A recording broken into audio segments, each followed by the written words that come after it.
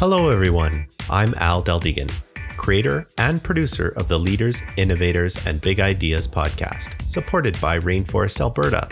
This podcast showcases the people who are working to improve Alberta's innovation ecosystem.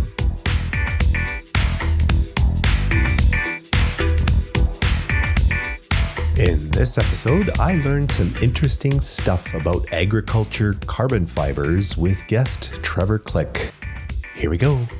Hey, everybody. Welcome to the Libby podcast. I'm excited to have a really cool interview today with a gentleman by the name of Trevor Click. Trevor, thanks for joining me today. Happy to be here. Excellent. So Trevor is up in Edmonton, Alberta, if you're tuning in from elsewhere. And Trevor, I don't want to blow the interview by trying to list off some stuff that you're doing that I don't quite understand. So what I'm going to do is I'm going to let you introduce yourself to the people that are listening, and then we're going to dig into some of the stuff that you do because it's pretty cool. Yeah. So please take it away. Yeah, so I'm a local Alberta product. I actually grew up in the farming industry here in Alberta, actually in the north side of Edmonton here, about an hour to the northwest in a little town called Barhead. So it's interesting, as I grew up, I kind of thought being from a little small northern Alberta town was not a good thing. You're in a small town, you're isolated, you don't know that it's special. But what's interesting in terms of how Plantae's evolved is that experience that I had growing up in that small Alberta town has been really quite transformational. And it's kind of been a part of how Plantae got born, right? Because what being in the agricultural industry in Alberta, kind of illustrates, and we have obviously a large oil and gas and energy sector, the large forestry sector as well, is that we are naturally endowed with all this space and natural resources that we just assume everybody understands. And the more I grew in my career from that humble beginning, feeding cows and combining grain and things like that, is that it was actually a very special and unique experience that's actually incredibly relevant to where the world's going. So that little humble farm boy experience in Alberta has actually led to kind of the genesis of who we are. So ended up in university for a number of years studying biology. Spent the first half of my career as an agronomist with the Alberta government and doing some business development activities. And then the last half as a biologist, again, functioning in the way that, we're just going to start healing some of those environments that we scratch up here in the earth using some of that Alberta innovation. Right on. That's it. That's really fascinating. I wanted to ask you about that. I feel like, and maybe it's just me and the way I grew up, but I feel like in the past, a farmer was just, oh, you're a farmer. And it was just like, there's farmers and they make food and whatever. Yeah. And then I think lately it feels to me, or it seems to me like farming has become a little bit more of an elite force for good for the planet. And I think it's getting a lot more focus on from the rest of the world on how important it is to have sustainable and thriving farming communities. Does that sound realistic to you? Yeah, it is. And as a kid, I didn't really appreciate what farming represented either, right? So, when you think about it, though, in just real absolute terms, when we went through the Green Revolution, it became, kind of, in the 70s and 80s, something we had lots of food for granted. Mm-hmm. But when you take a look at the planet and how our land base is actually used, agriculture has a huge footprint on it, right? Yeah. And then as we start to live in a world where we have, I think, over 8 billion people, the pressures on that land base and the criticality of agriculture become more prevalent. Mm-hmm. And agriculture has always been kind of the nucleus of how civilization started. And we've just kind of ignored it. So you're exactly right. It's not something that you kind of push to the side and think of as, well, that we'll just let some other guys do. It's not that big of a deal. It's a critical activity to every civilization and nation on earth. And Canada's really good at it. Mm-hmm. So you're right. It's special. And the farmers here are special as well, right? So we've always had, I think, a very advanced agricultural industry, and it's actually quite an ecologically sound agricultural industry, right? So you take, again, that to the global stage, it really matters. Right. Absolutely. Okay, great. Now, you mentioned the name of your company, Plantae Technologies. Can you walk us through a little bit about what your company does, what kind of technologies you've developed and that kind of thing? Yeah, sure. So when we think of things like energy, like oil and gas, those are carbon molecules that we're bringing out of the earth, right? Mm-hmm. What Plantae Technologies is uses the carbon molecules that come out of the earth as well, but they come out of the earth in a living plant, right? Yeah. And so effectively what Plantae does is we're able to take, those natural resources that we're not using very much right now, something like straw from a crop of wheat or hemp, wood fibers from the forestry industry, or even waste fibers that are coming out of some of our waste industry. What Plantae does is it says, okay, let's take that backbone, that structural backbone of nature, and then let's use it for other applications. So in our case, what we do is we use a really, really unique technology. We're the first in the world to do this. It allows us to basically kind of blow up the technology or the fibers and then create these little microfibers that we can use in a range of advanced materials. And the most important one that we're in right now is actually for environmental applications, where effectively we're using nature to repair damaged sites of nature, right? So the best way to describe it is a farmer leaves a straw on the ground many times just so that he's actually protecting the soil. And we take a little bit of that extra straw and some of that healthy residual from the forestry industry and other sectors.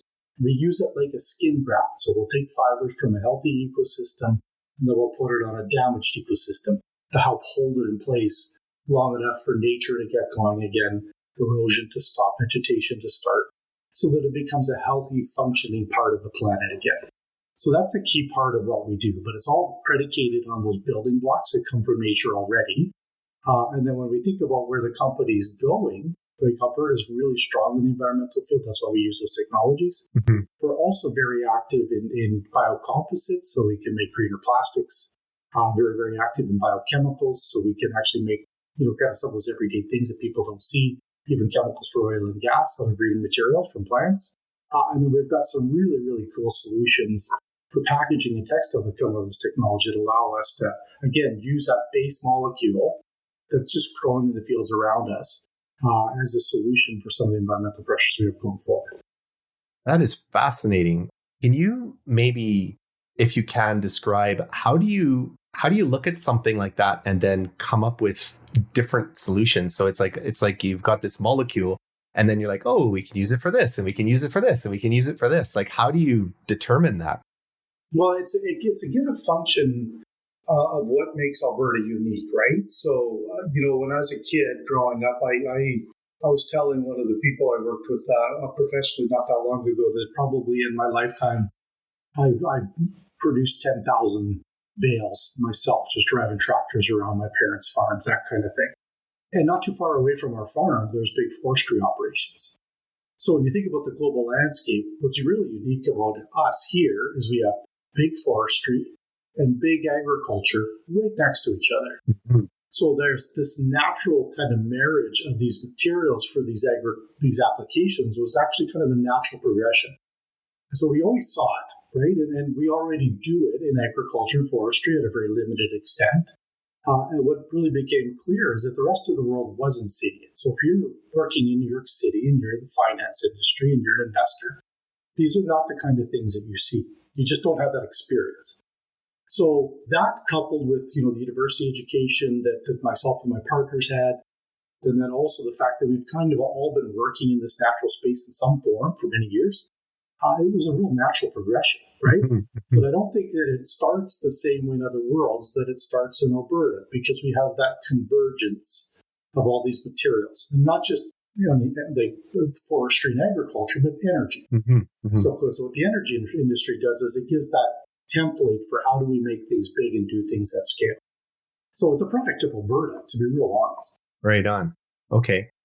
And I think you said, if I heard correctly, you said that you're not taking away from anything that is currently being used. You're actually using surplus and leftovers and right. waste from those areas, right? That's correct. Yeah.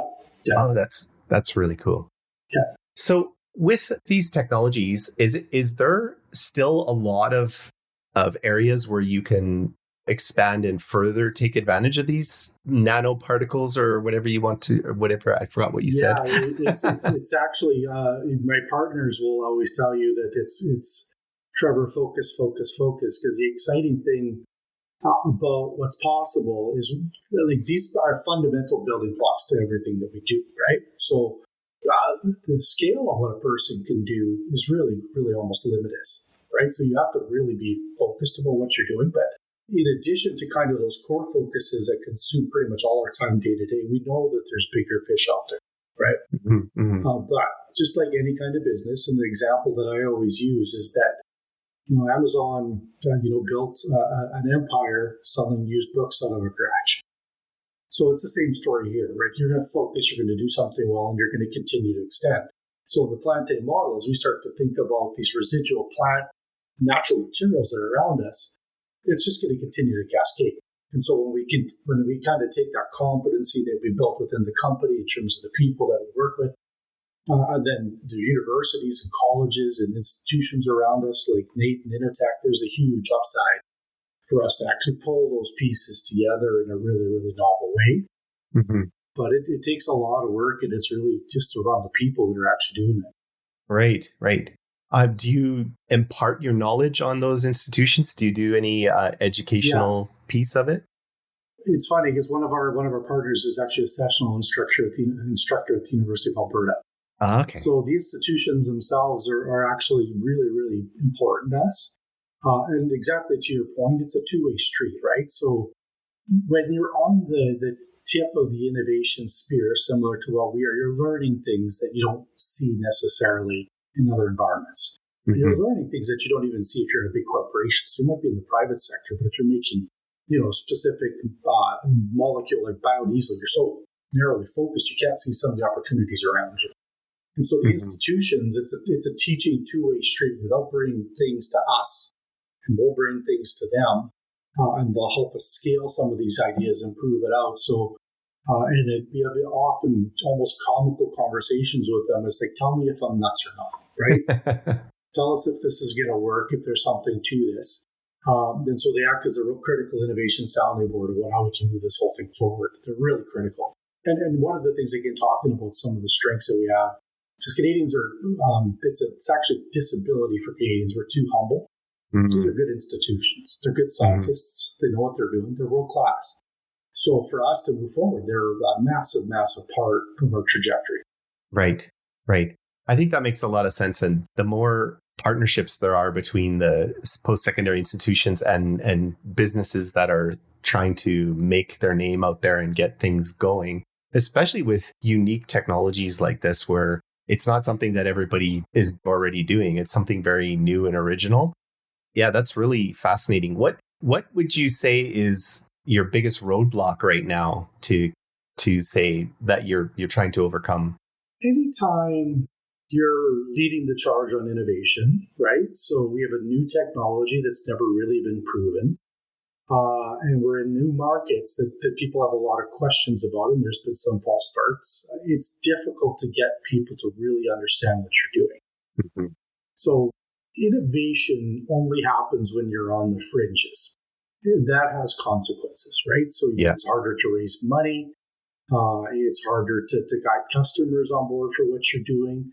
And so we've had to really be tactical and grind at it in a very specific way to get people kind of on board from a one-step, two-step basis on all this. And so, in the Canadian context, we have one of the best natural resource baskets on earth to actually kind of drive change in this environmental space, but we're also relatively isolated. So we're not very discoverable by a lot of the market because we're kind of on the edge of where a lot of this stuff happens. Our investment tends to be more on the commodity focus. And as innovative as our institutions are, it's still scary for people. Right. So kind of one of the comical things that we talk about is when we really started Plantae, we had lots of investment interest. We'll say, come back when you're cash positive, when you're really profitable. I'd love to be part of this. And then, the honest answer for anybody that's really innovative is, when I'm really profitable, I don't need you. Right? Exactly. Thank you. Yeah. Right? Exactly. Yeah. So we're now at that point where what we're doing makes sense and it gets people really excited. We've proven it. So it changes the dialogue a lot. But it's still, something that we have to get up in the morning every single day and be ready to fight, right? Because we're not going to have people that just, open their wallets or are changing specifications or modifying their equipment. It's a big manufacturing facility for us. We have to be very deliberate about what we do. And that's just, when you get into the innovation space, you got to be prepared for those ups and downs. You're going to have days where, you run a test, it goes poorly, right? Where you have a customer that tries your product for the first time and they used it like the old product, so they screwed up the test, right? Right. Well, then you're going to have somebody that's just out of their mind excited about what you're doing. So that's part of it. Like I would say, it's almost like being on a permanent sugar rush, right? Because you have ups and downs. You just can't. You're just fighting every single moment with what's going on in the company. Right. That's tough, but it's the life of an entrepreneur, and the success out the other end, however long it may take, is going to be very good. And just to clarify one thing that I didn't quite get clarity on myself is you're not just inventing and trying to show people that something is a good idea, but you actually have some production going as well. Like people they're buying your products and stuff. Is that correct? That's right. Yeah, we have a 22,000 square foot manufacturing facility just northwest of Edmonton, just outside of St. Albert and Sturgeon County. So we're commercial. Okay. Right. And so our product lines around some products for the oil and gas industry are active now. We're commercially producing at scale. Okay. And our product lines under our Plantae Environmental banner are fully active for soil reclamation as well. So we're doing soil stabilization and reclamation already across Canada. We've got distribution across the country with our products that are the first of their kind in the market. And we've been able to export. So we've moved past okay, you guys are kind of interesting, but a little bit crazy towards, oh, wow, this stuff actually is interesting and it works. And we'd like to be part of that stage of it, right? So. Right on. Well, congratulations on that. Definitely. You had mentioned that Alberta is a significant player on the global stage. And what sort of needs to happen for Alberta in general and in Canada to make things go smoother and grow along the right lines, where just ignoring things it's not going to happen without any help? Does that sound like a valid question? No, it's very timely, that question right now, right? So, because when you think about European colonization in North America, right, and in Canada specifically, it was about the harvesting of natural resources for somebody to value add somewhere else. So that's actually how the country was founded, right? Mm-hmm. And then when you start thinking about a lot of the relationship that we've had with the United States, it's been about almost what we call our branch plant mentality, where we work with them and we make things for them. Again, very resource centric, right?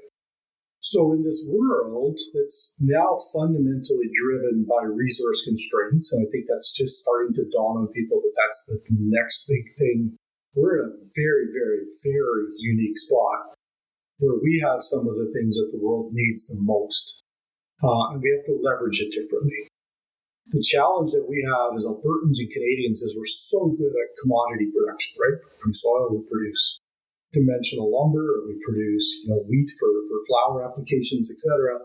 For beef, we have never really specialized in how we actually value add that stuff. It's not really part of our DNA. Mm-hmm. Mm-hmm. And that's actually where most of the value lies in the market, is if we can actually take those ideas, not just in terms of advanced manufacturing, but in terms of brand and storytelling and actually thinking of ourselves as somebody that's up market. That's the next Canadian challenge. Okay.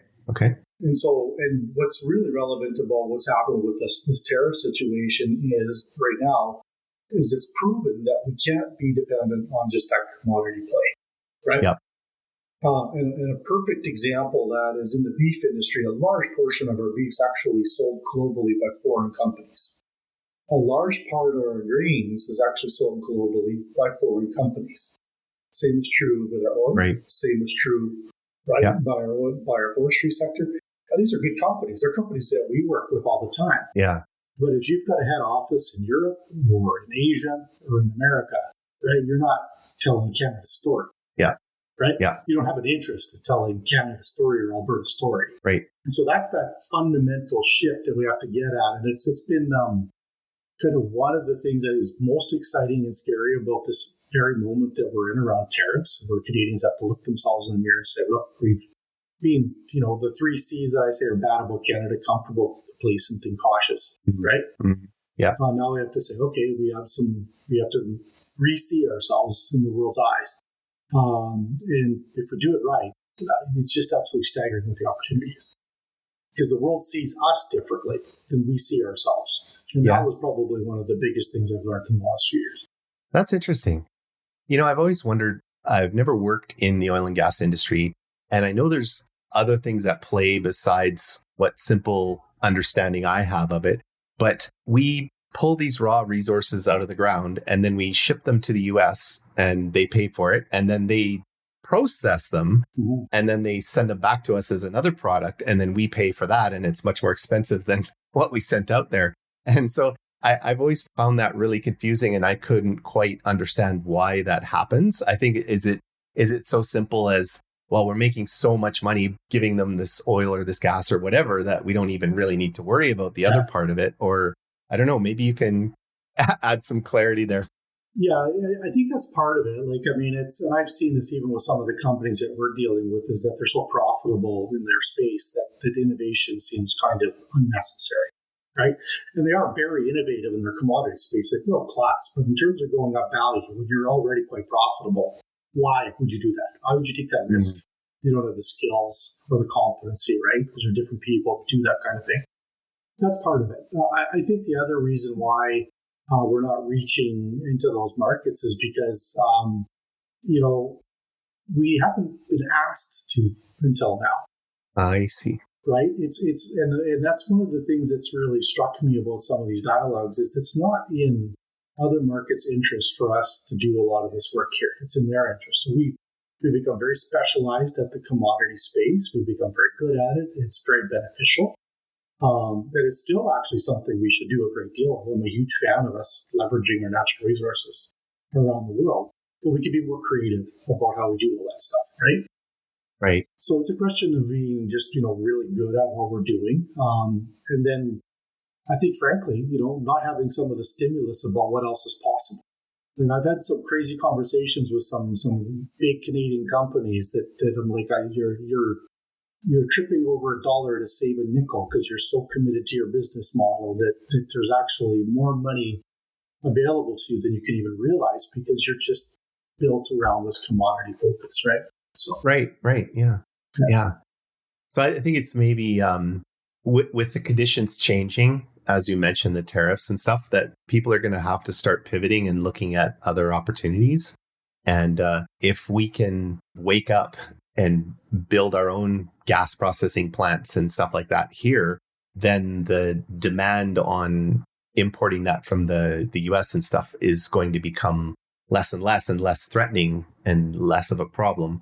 And then we become more self-sustaining and stronger in the entire global market economy, I think. So yeah, that's interesting. And it's cool that Alberta plays such a big role in this. Like we have a lot to offer, a lot going on here. Go a little bit to the west and it's mainly about lumber. And then you go a little bit more to the right and it's something completely different. But we have a lot to offer here. We do, yeah. And we're a superpower, right? So and this is true about Canada, and I think it comes back to the Canadian humility that we don't see ourselves, right? When it comes to critical resources that the planet needs, not just to thrive, but to survive, we are a legit superpower, right? Mm-hmm. So when it comes to the energy infrastructure that we have, forestry infrastructure, ag infrastructure, and resources that we have, and then most critically, things like water and healthy land and soil, we are a big deal. Mm-hmm. But we don't see ourselves, again, because we don't see ourselves in the context of the rest of the world. And so it's going to be really exciting to see what happens. And a real interesting point to illustrate to you, Al, is I was actually with some wealthy Middle Eastern group that I was touring through Alberta. And really wonderful people. And this is their first trip to the province. And we were driving through, past some of the refineries, past some really prime agricultural land. It was green, it was beautiful around here. And I could hear them quietly talking to each other. And what they were saying was illustrative of the challenge that we have and the opportunity. Because what they were saying is, I just can't believe how much wealth and opportunity there is here. They were stunned. The subtext to what they were saying that was really interesting was they were saying, I just can't believe why more isn't being done. Yeah. Right? Because they don't have that endowment. They have oil. That's it. Right. And then they've had to fight to make themselves relevant in a whole bunch of other different ways. So we're really in a very unique spot where Canada needs to, and I call it that awakening, where you have to stop acting like you're a little colony. And even within our company, I've told guys, I want you to banish from your language that we're a small country, right? Because we're not. We may be small compared to the United States economically, but we've got a large economy in the global stage. And when it comes to the things that are literally, and I mean that very literally, critical to how the world's going to evolve and grow, we are a major, major force to be reckoned with. We have to start acting like that, right? Yeah.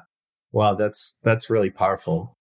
I'm glad you were so direct with your explanation there, and I think there's so much opportunity here. I mean, I'm more involved in the startup and the tech sector than I am in the agricultural sector, but even in the tech sector, although we're still dwarfed by the Silicon Valley and the Torontos, we're still growing. We're still on the map. We're still starting to thrive, and people are recognizing the incredible amount of intelligence here. And our like you had mentioned, our post-secondary institutions are extremely good. You know, we have organizations like AMI, the Alberta Machine Intelligence Institute, I think is called, up in Edmonton there. Yeah. One of the world's leading artificial intelligence, machine learning organizations. We have numerous other technological strengths here. Yeah. And we suffered a while ago, we suffered quite a bit from a brain drain. But then with all those companies in Silicon Valley dumping their people by the thousands, now it's not as attractive to leave Alberta. So there's a lot more people staying here and a lot more things happening here.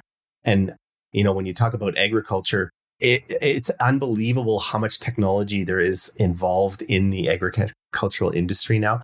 And the sustainable farms and hydroculture farms and that kind of thing is really becoming a major focus.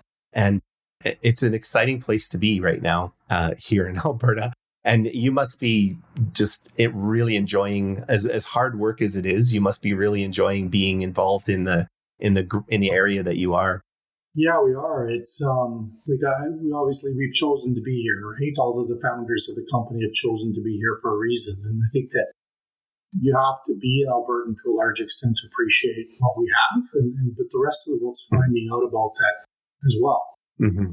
So, and with some of what's going on in the global market, it's also changing the dialogues that we're going to have with the world. So we're in a unique spot to attract more talent now. Not the brain drain that we faced in the past, but to actually have a brain gain. Mm-hmm. But that does have to, it's predicated on boldness, right? Actually saying, hey, we have something to offer. This is pretty great, right? So, and then we could do some wonderful things. And the tech side here has always been actually pretty good. Mm-hmm. It's just, again, coming back to the Canadian humility. One of our founding shareholders always tells me, he says, you just can't, humility is not going to get us where we need to go. We have to be honest, decent about what we're doing, but we have to be bold about what we can do too. Yeah. And when it comes to all the tech that's out there, including artificial intelligence, we're just not bold enough, right? Mm-hmm. And that's part of, again, that DNA of being, a supplier of resources to somebody else. Bold's not something that you need in your business. You need to be efficient and productive. So we're learning those skills right now. And again, with this podcast and every conversation I keep telling people, we have to really kind of face the music now and take this as our moment to make that transition, right? And so even in base technologies, my wife used to work with some very, very expensive clothing brands. And it's a perfect example of how we need to rethink ourselves, because the thing I've always struggled with is that $1,000 t-shirt looked an awful lot like my $20 t-shirt, right? But there was value that was construed in that based on how the rest of the story was put together. Yeah. And that's where we have to start to think. This is not just about being really efficient and producing commodities. It's about something much bigger than that. Nice. Well put. It was such a fascinating conversation. I learned a lot. I appreciate you taking the time to join me on the podcast today, Trevor. I hope you had fun as well. Yeah, thank you. It's great having you. Thank you for having me. Excellent. Wonderful. Okay. Well, I will add a link to your LinkedIn in the show notes, along with a link to your company's website and any other information that we dug up in the conversation. And if you have anything, do you have any parting words, anything you want to leave people with before we close out the show? I think it's just, not just Albertans, but Canadians need to stand a little bit taller, right? I think in the last few years here, we've been felt a little bit beaten down, particularly here in Alberta. I don't think that was ever really warranted. Yeah. And so I think that it's not a question of being angry. I think there were some things I didn't like about how things evolved over the last few years, but we still have a lot to build off of. And so that standing tall and saying, okay, we're going to find a place in the world maybe different from what we thought 6 months ago, but it's a better place. That has to be how a person gets up in the morning, right? Not just about tech, not just about ag or oil and gas or any of that stuff. It's just about there's something more here that we're part of that we have to reach out to. Right on. Great words. It's about keeping a positive attitude and understanding what we really have and what capabilities we have to share with the world. And we just have to smile, stand up, be strong, and go for it. We're far more relevant than people realize. So nice. Yeah. All right. Thanks so much, Trevor. You bet. Everybody else, thanks again for joining us on the Leaders, Innovators, and Big Ideas podcast. And we'll talk to you next week. Cheers, everyone. If you haven't already, visit rainforestab.ca and sign the Rainforest Social Contract. Become part of the inclusive, silo-busting, sector-agnostic, all-industry, open-sourced, ego-shrinking, ecosystem-building, entrepreneur-focused, wide-open social barrier-smashing community known as Rainforest Alberta. This episode is brought to you by New Idea Machine, a unique blend of a tech incubator and a software development powerhouse. We're not just building software, we're crafting the next generation of homegrown tech wizards. Got a project in mind? Or looking to hire fresh talent? Reach out and let's make tech magic happen. Visit newideamachine.com for more info. Music for the show was created by Tony Deldegan. Please be sure to share this episode with everyone you know. Also, don't forget to come by and say hi at the next Rainforest event. Let us know what you think of this podcast. If you're interested in being either a host, sponsor, or a guest of the show, send me an email at rainforestpodcast@gmail.com. Thanks for listening.